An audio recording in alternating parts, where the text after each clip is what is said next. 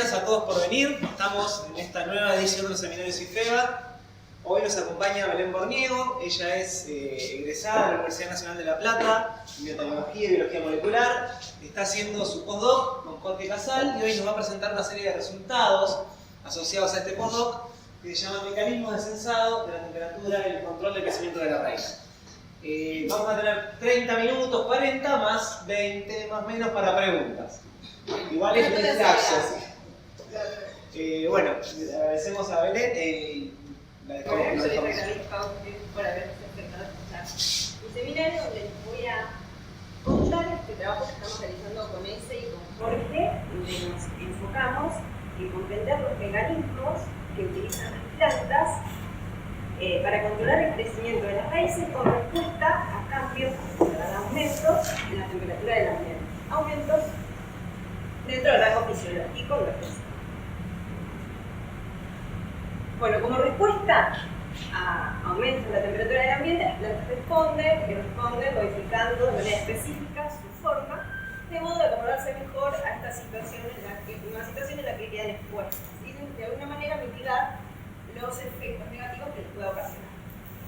En los órganos aéreos responden las características más notorias es la elongación de sus tallitos y sus pecíolos y la mayor inclinación del ángulo, del mayor ángulo de inclinación de la lámina de agua. Las raíces también responden también incrementando el crecimiento, la longitud de su raíz principal. En cuanto a los órganos aéreos, son también establecidos los mecanismos por los cuales se da esta respuesta.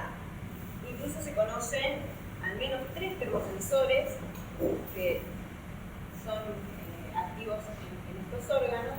En cambio, si bien la respuesta de mayor elongación de la raíz es una respuesta conservada en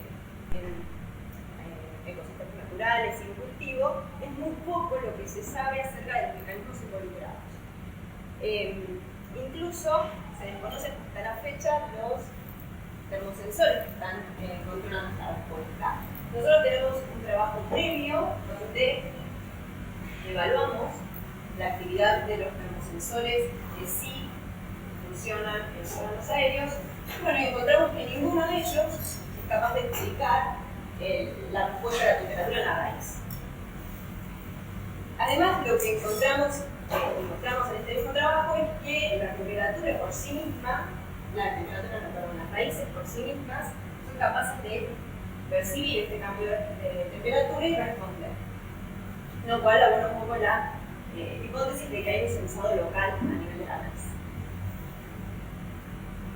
Bueno, acá simplemente les pongo ejemplos de plantitas de soja y arroz, donde podemos ver son plantas que estuvieron creciendo a temperatura control, en este caso 28 grados, y luego se pasaron a 33, y vemos que en los dos casos se puede ver que sus raíces son más largas cuando crecen a temperaturas más altas.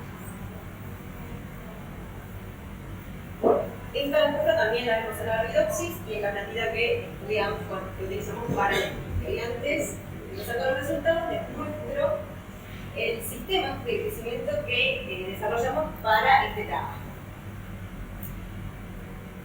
Nuestro objetivo era que crecerlas, que las plantas crezcan lo más cercano posible a sus condiciones fisiológicas. Esto es, que las raíces crezcan en punta. Para esto, enseñamos a poner cajitas, bueno, a su vez, además, poder seguir el crecimiento de la raíz. Necesitamos que sean cajitas transparentes para a su vez poder seguir el crecimiento de la raíz. Bueno, son cajitas de acrílico transparente que tienen un acrílico negro pegado a una determinada altura, las cuales llenamos con medio sólido, que son medio nutritivos Hogland, y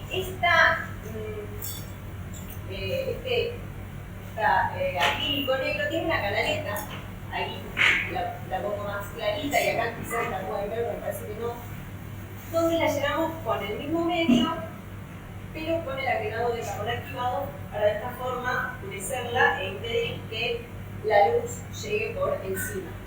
Y por supuesto que luego las cubrimos con un plástico negro para impedir la entrada por cualquiera de los lados de la cámara. Bueno, acá vemos la respuesta de Arabidopsis. Acá graficamos, no me lo sé bien, pero bueno, es el incremento en el largo de la raíz principal a lo largo de 3 días. Tomamos fotos cada 24 horas. Y lo que vemos es que las plantas que crecen a mayor temperatura mantienen una proporción persistente de crecimiento de la elongación de la raíz a lo largo del tiempo dentro del espectro. En amarillo son las plantitas que están bien a temperatura control y en 28 a temperatura más cálida. Esto no les aclaré, pero bueno, son plantas, las plantas vienen creciendo por aproximadamente 5 días a temperatura control de 20 y al 6º día se pasan, mitad se dejan como control y mitad se pasan a la temperatura más cálida. Bueno, esta respuesta de mayor crecimiento de la raíz principal se origina por 2 mecanismos. Por un lado tenemos mayor cantidad de células, la temperatura tiene un input en este proceso, y por otro lado también un mayor crecimiento de sus células, donde también se ve que la temperatura controla este proceso. En cuanto a la división celular, se conoce que es necesaria la auxina, es necesario que se aumenten los niveles de auxina en esta región de la raíz para que se promueva el ciclo celular y con esto haya mayor división y mayor cantidad de células en la raíz. En cuanto al crecimiento, a la proporción de crecimiento celular, se conocen hasta el momento cuáles son los mecanismos que están involucrados en esta. Bueno, acá vemos vamos a caracterizar un poquito más esta respuesta de las células. Vemos que es una respuesta específica. No todas las células de la raíz responden elongando C+ a mayor temperatura. Por ejemplo, las células que están empezando a diferenciarse, que empiezan a tener películas varitales, donde se empieza a formar la vasculatura, esas células no responden, no se ve que respondan, que se elonguen más a más temperatura. En cambio, sí vemos que las células más maduras muestran una respuesta a la temperatura. Y lo que acá graficamos es la longitud de las células en función del tiempo evaluado. Y bueno, ¿y qué vemos? Que si bien las plantas que estuvieron siempre creciendo en temperatura control, prácticamente ya dejan de crecer, dejan de elongarse. Sin embargo, las que fueron pasadas a temperaturas más cálidas continúan elongándose. Entonces, acá sacamos que la temperatura lo que estaría realizando es aumentar el umbral de crecimiento celular al cual las células dejan de elongarse. Bueno, y si graficamos el incremento en la longitud de las raíces en función de la longitud celular para varios fenotipos y para las dos temperaturas evaluadas, vemos en los dos casos una correlación positiva significativa, lo que nos indica la contribución, ¿no?, de la elongación celular en este proceso de crecimiento de la raíz. Y la pendiente más pronunciada a 28 nos está indicando un efecto multiplicativo de tener más cantidad de células y más largas. Bueno, como les dije, el proceso de elongación celular es lo que vamos a tratar de explicar. ¿Qué mecanismos están involucrados? A ver, tenemos varios resultados previos que nos llevan a pensar que la auxina podría estar también involucrada en este proceso. Por un lado, se conoce que las células del hipocotilo, tanto por el agregado de auxina exógena como por un incremento de temperatura, terminan creciendo más a través de la vía canónica de auxinas. O sea que es necesaria la auxina para la respuesta del hipocotilo. Además, como les conté hace un ratito, la respuesta que se ve en el meristema, promoción del ciclo celular, también es una respuesta que necesita auxilio. Necesita una elevación en el nivel de auxilio. Bueno, ¿qué sabemos de la raíz? De las células de la raíz en cuanto al crecimiento celular. Bueno, lo que más he estudiado es a través del agregado exógeno a la auxina. Y sabemos que el agregado exógeno de auxina lo que hace a diferencia del hipocotilo es inhibir el crecimiento celular. Cabe aclarar que en general la concentración, los niveles de auxina que se usan son más elevados que los niveles endógenos fisiológicos a nivel celular. Hasta hace poco era medio un misterio cómo es que la auxina en el hipocotilo hace una cosa y en la raíz inhibe. Pero bueno, hace poco fueron saliendo una serie de Nature, 3 años más o menos, que fueron tratando de explicar un poquito cómo se da. Por un lado se encontró una vía citoplasmática rápida, es una vía que, o sea, se cambia, se pone auxina y enseguida responde, que su actor principal es AFB1 y termina reprimiendo el crecimiento celular. También se encontró una vía nuclear que se sabe que depende de T1, FB2 y 3, pero por un mecanismo que no está del todo claro, en lugar de como en el hipocotilo promover el crecimiento, reprime. Y a su vez, también se encontró que si bien AFB1 mayoritariamente citoplasmáticos se encuentra en el citoplasma, bajo determinadas condiciones puede entrar al núcleo y en el núcleo tiene un efecto promotor de crecimiento celular.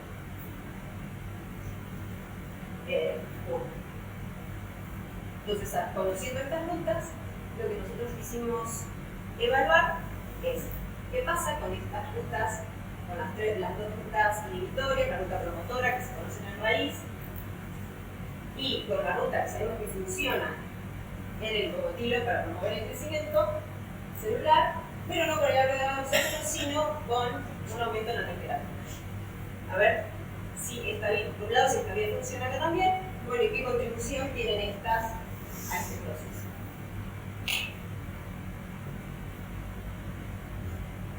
Bueno, para empezar, lo que hicimos fue un análisis genético bastante extenso, como verán, donde evaluamos más de 50 mutantes, líneas de la Arabidopsis, que tienen mutadas en cada una de estos pasos de la vía, de estas vías.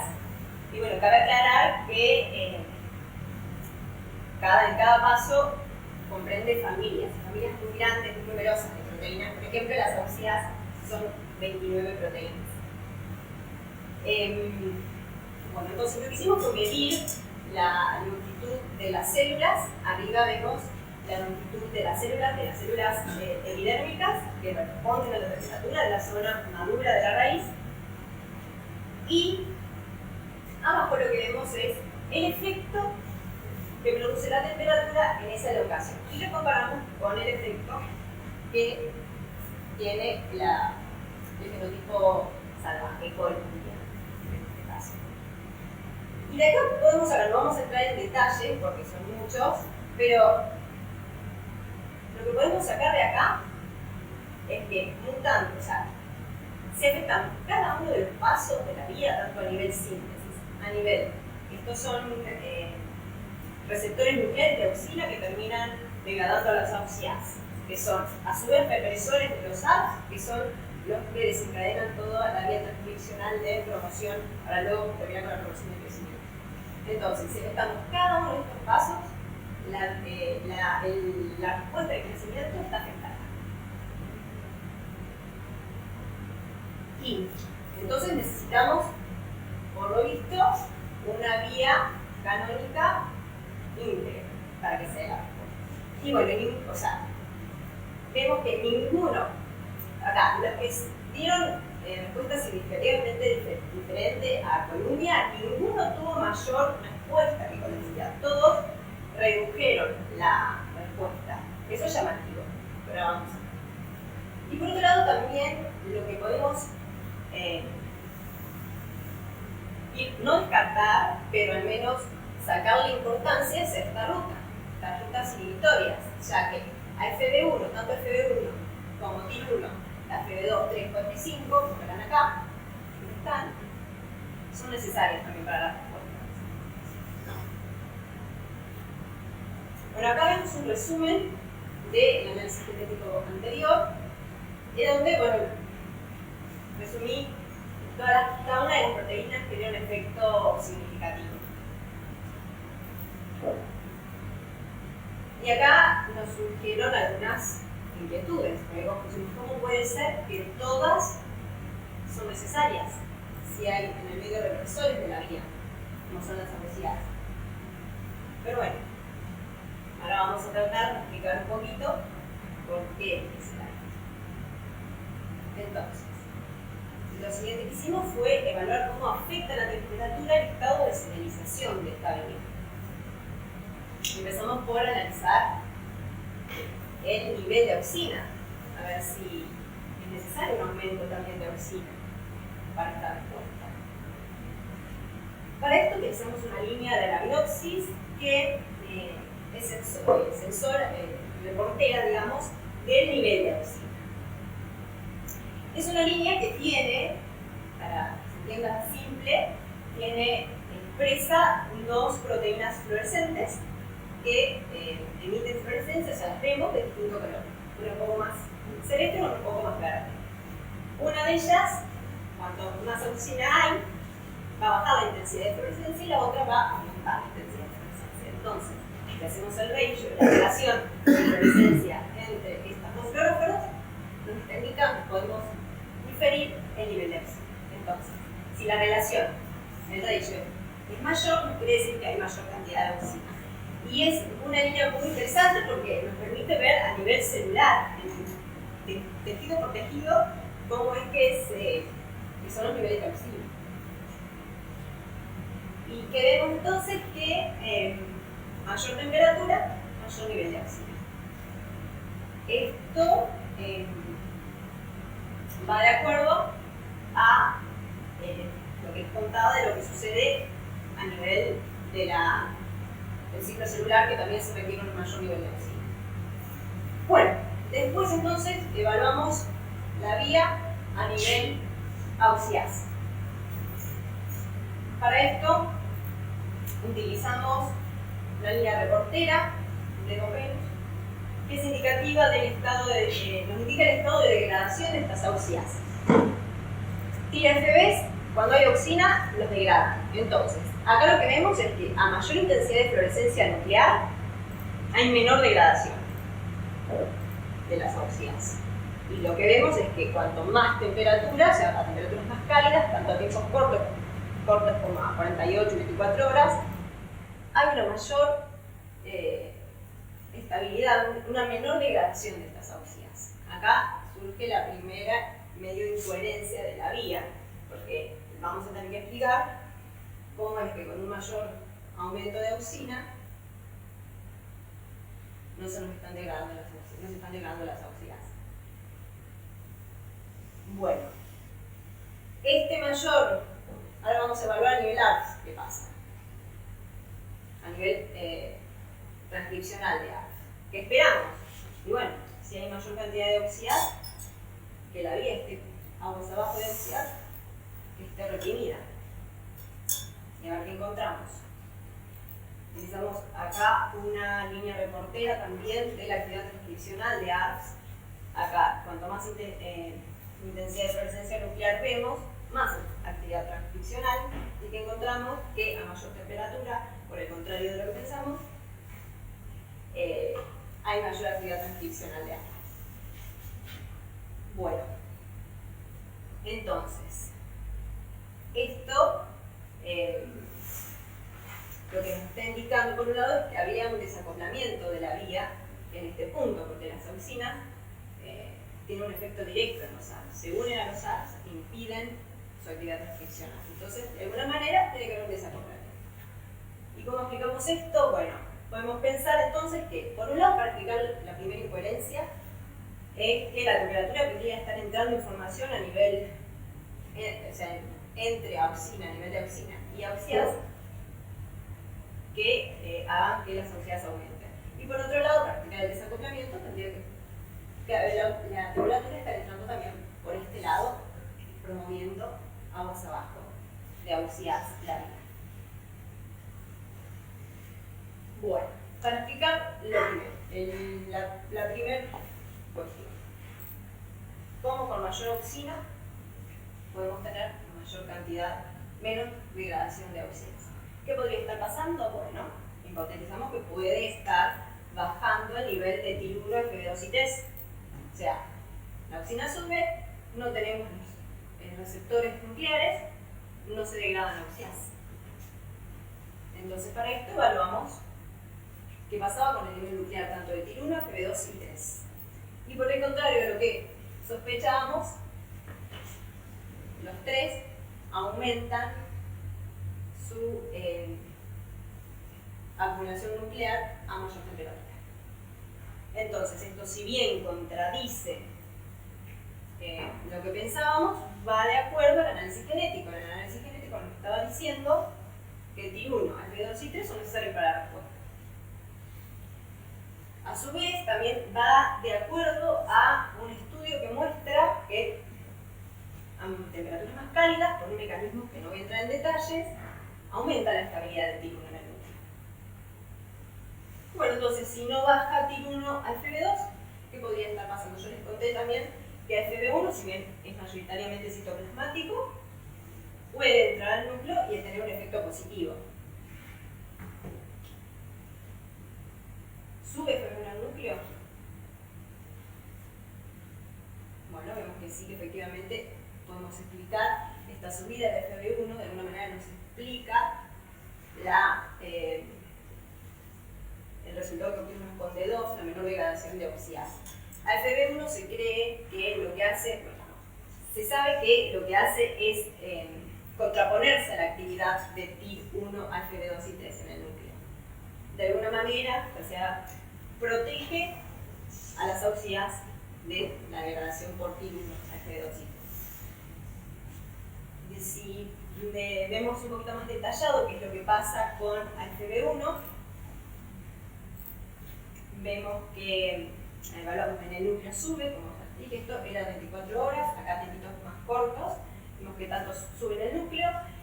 En citosol, si bien sube, también sube a nivel celular y es mucho, o sea, es menor la magnitud, porque cuando hacemos la relación núcleo-citosol vemos que es mucho mayor la contribución de la entrada al núcleo que lo que sube en citoplasma, que está más bien relacionado con la estabilidad de la proteína. Y a su vez también algo curioso que encontramos, que no lo vimos descrito, es que a Fb1 en el citosol forma también una especie de condensados. No sabemos qué función tienen, pero con la temperatura aumenta. Bueno, como les dije, Fb1 actuaría de modo contrapuesto a Fb2, 3 y 1. Si analizamos lo que pasa con la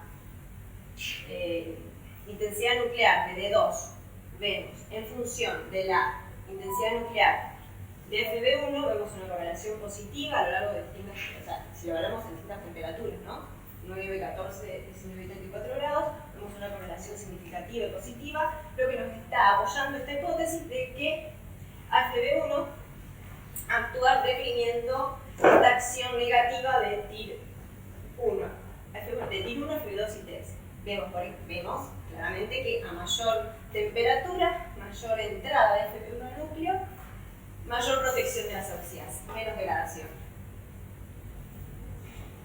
Bueno, y ahora vamos a tratar de explicar el aumento de serialización a nivel por debajo de las auxias. Yo les conté que acá está habiendo un desacoplamiento de la vía, pero ¿cómo explicamos si hay un desacoplamiento, si la vía acá se corta? ¿Cómo explicamos que aguas abajo la vía se active?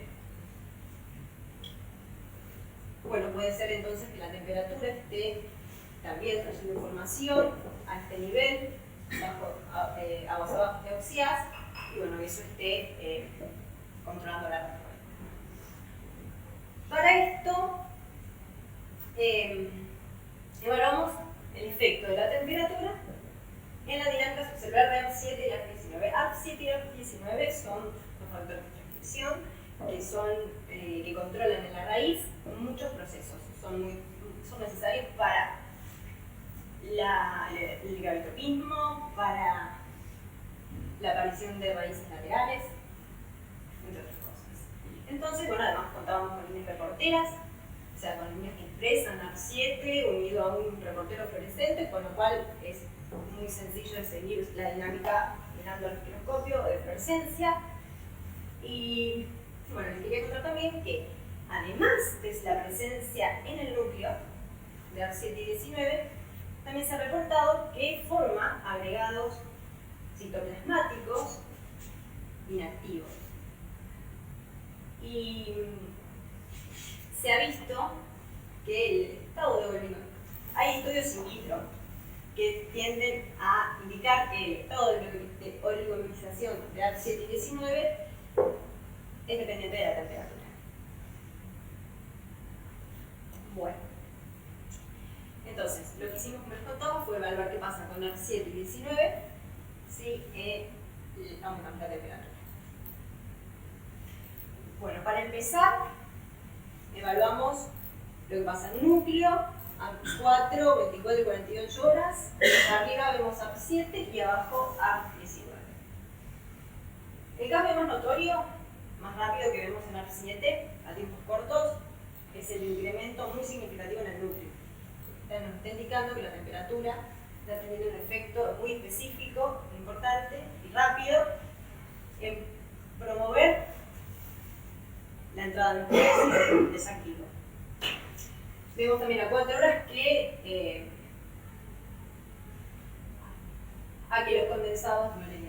los condensados citoplasmáticos todavía no se evidencia una bajada, no cambia a nivel citoplasma, tampoco lo hace a nivel celular, lo que está indicando que por el momento la estabilidad no podemos decir nada de la. Después, a tiempos más largos, sigue siendo significativa el incremento de ARP7 en el núcleo. A 24 horas todavía sigue sin aumentar a nivel celular, y a 48 horas ya vemos un cambio a nivel celular, que lo que está indicando que también la estabilidad de la proteína está contribuyendo a esta respuesta. Y a 24 horas ya vemos un cambio notorio en la reducción de estos agregados citoplasmáticos.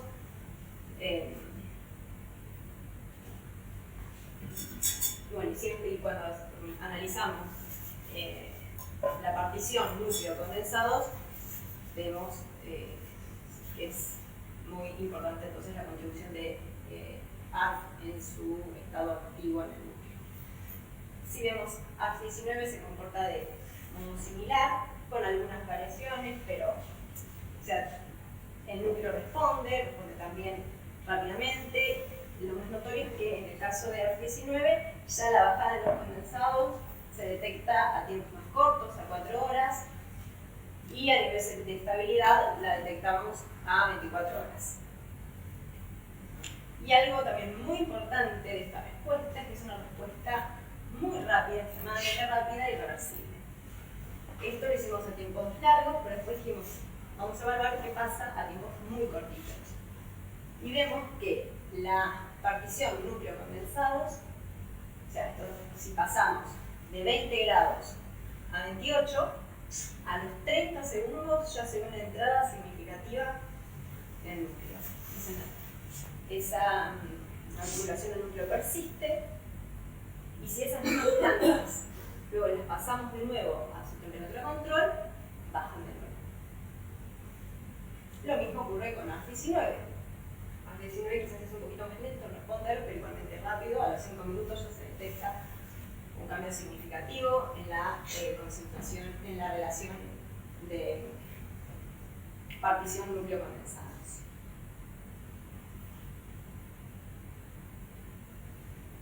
Bueno, también evaluamos entonces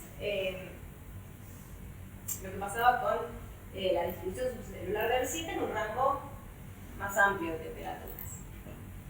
Acá lo que vemos es la elongación celular en función de la temperatura para Columbia y los mutantes SARS. Y vemos que los mutantes, o sea, Columbia a 25 grados promueve la elongación de sus células, ya a 34 grados hay una inhibición de la longitud de las células y los SARS mantienen la respuesta, este fenotipo de los SARS también lo vemos a 25 y lo vemos también a temperaturas más altas. Y cuando vemos qué pasa con la distribución subcelular en este rango de temperaturas, de 9 a 34 grados, vemos que el núcleo sube linealmente con la temperatura, la entrada del núcleo, la bajada de condensados se ve claramente, y por supuesto que entonces la partición también tiene un incremento muy significativo desde 9 grados hasta 34. Y lo mismo ocurre con A19. Bueno. Acá voy a parar de contar los resultados, pero les cuento que es un trabajo bastante más largo, bastante grande. También AP7 y AP19 se controlan otras respuestas, como les dije, el capitropismo, fototropismo del hipobotilo, elongación de hipobotilos. Cuando la vemos en el microscopio también vemos que está presente en distintas regiones de la raíz. Así que, bueno, también evaluamos qué pasaba con la temperatura y con los SARS en estos procesos. Entonces, bueno, vemos que la distribución subcelular de ARC transmite información en un amplio rango de temperaturas y en un amplio rango de respuestas. Bueno, y como conclusiones. Por un lado, lo que les contaba de este desacoplamiento de la vía, o sea, pudimos de alguna manera ver que la vía canónica de las auxinas está involucrada en la respuesta, que era nuestra primera pregunta, si funcionaba también en la locación de las células de la raíz.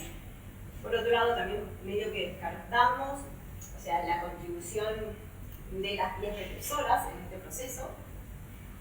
No quiere decir que no esté presente, sino que tiene preponderancia esta otra vía. Bueno, que este desacoplamiento ocurre por una entrada mayor de una promoción de la entrada de FB1 al núcleo, donde, bueno, contrapone la acción de los otros receptores, entonces sigue generando un aumento de auxinas, pese a un aumento en la cantidad del nivel de auxinas y del nivel de los receptores de auxinas. Y por otro lado, para mí lo más interesante, es la entrada de información de la temperatura a través de los SARS.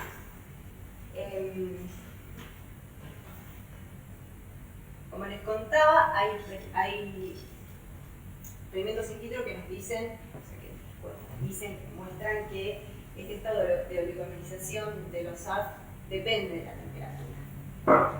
Entonces, de alguna forma la célula de la raíz, este mecanismo, ¿no?, de poder manejar, de poder traslocar, cambiar la localización nuclear de ARC7 y ARC19 está de modo tan rápido, reversible, está dando a la célula un mecanismo muy eficiente para transmitir información en un amplio rango de temperaturas. Entonces, lo que acá estamos trabajando un poquito más es en tratar de confirmar si es que ARC7 y ARC19 están funcionando como verdaderos sensores de temperatura, de modo que directamente dentro del estado de oligomerización de estas proteínas, esto transmita la información al núcleo y aumente la vía avanzada de ARC.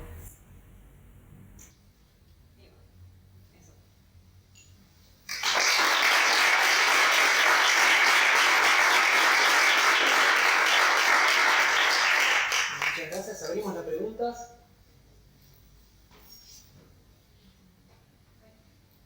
¿Sí? Mucho una cantidad enorme de... Hay mucho trabajo mano a mano, con Jorge y con Ezequiel. Si se aplica tantas horas en el laboratorio. Sí, de cómo Ezequiel también. Y tengo una duda con respecto al sistema de reporteros que usaron para medir la concentración de oxígeno. Sí. Es como una medición indirecta, todavía estás midiendo la expresión de dos genes, uno que se regula positivamente y otro negativamente con oxina. Esto es por Fred. Yo se lo dije así para que se entienda fácil. Pero en realidad se utiliza acá el principio de Fred. Es indirecto, pero a ver, espero que se entienda. Se expresa una molécula que tiene dos reporteros que están unidos.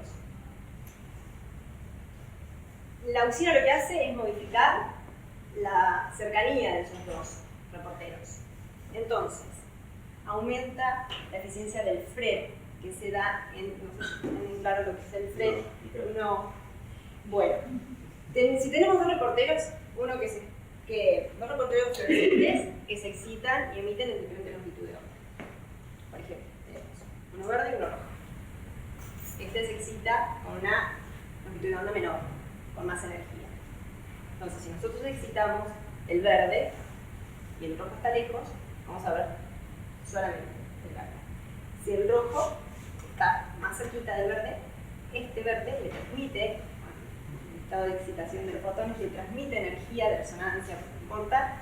Entonces, lo que vemos es que disminuye la emisión del verde y vemos la emisión del rojo, sin excitar al rojo directamente. El rojo se excita con otra longitud de onda, pero en vez de emitir fluorescencia, le transmite energía, excita a este otro y fluorescencia. Y la molécula está diseñada de forma que tiene un sitio de reconocimiento de la oxina y modifica esa estructura, y entonces modifica el porcentaje de FRED entre las moléculas. Y directamente la hormona. Y la podemos ver se ve a nivel nuclear y se puede ver en distintos tejidos. Eso está muy interesante porque nosotros decimos, bueno, ¿cómo evaluamos el nivel de auxina? Está bien, podemos ver auxina libre, pero en esa célula, nosotros vivimos en células epidérmicas que responden a la temperatura. No teníamos otra forma de evaluarlo. No íbamos a sacar celulitas, si no era cortarla. No conocía el sí, es medio nuevo. Lo tenemos en el laboratorio. Es un poco inducible por dexametasona, lo que eso trae algunas complicaciones, pero se puede. Y después, con respecto a los condensados termosensores, vamos a ver. Eso está Ezequiel, está muy metido en tratar de, bueno, porque también ahí analizando qué métodos podemos utilizar para ver si efectivamente son sensores. Pero esos agregados involucran, no sé, involucran polímeros, o sea, se polimeriza la proteína tiene sitios de dimerización, entonces se forman homodímeros, pero de niveles, o sea, varios, no son dímeros, trímeros. O sea, debe haber algunas otras cosas como RNA involucrado también, pero cuando se hace in vitro, solamente la proteína aislada también lo forma. ¿Y no hay alguna posibilidad de que haya algún tipo de separación de fases? Sí. Y eso lo está realizando otro grupo. Estamos nosotros también en colaboración y tratando de ver si se ve esta separación de fases. Pero si no, bueno, también lo podemos de otra forma que vamos a explicarlo, si eso no lo explica, por el estado de oligomerización. Quizás una hipótesis es que la temperatura hace que el estado de oligomerización baje. Esto favorezca la entrada núcleo, entonces ahí directamente la temperatura está afectando, entra directamente al núcleo como monomero, por ejemplo.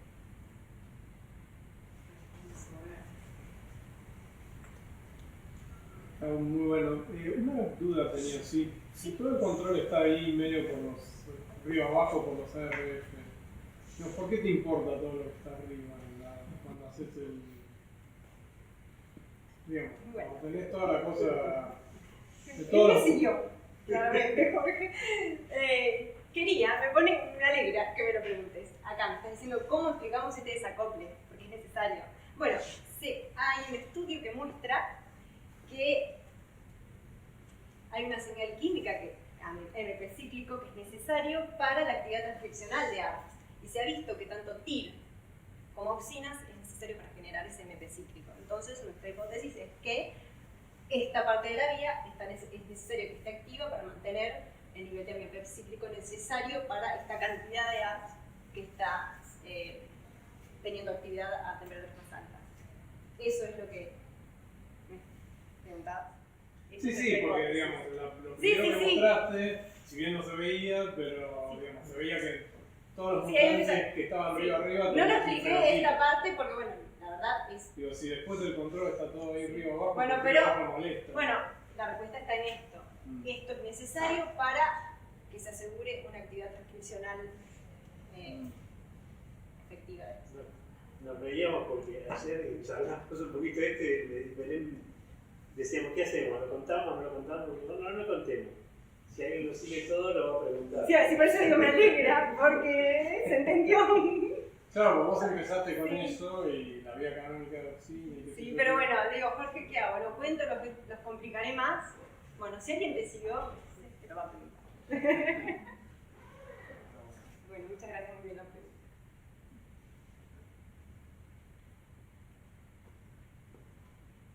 Bueno, si no tenemos más preguntas, le agradecemos a Belén. Muchas gracias.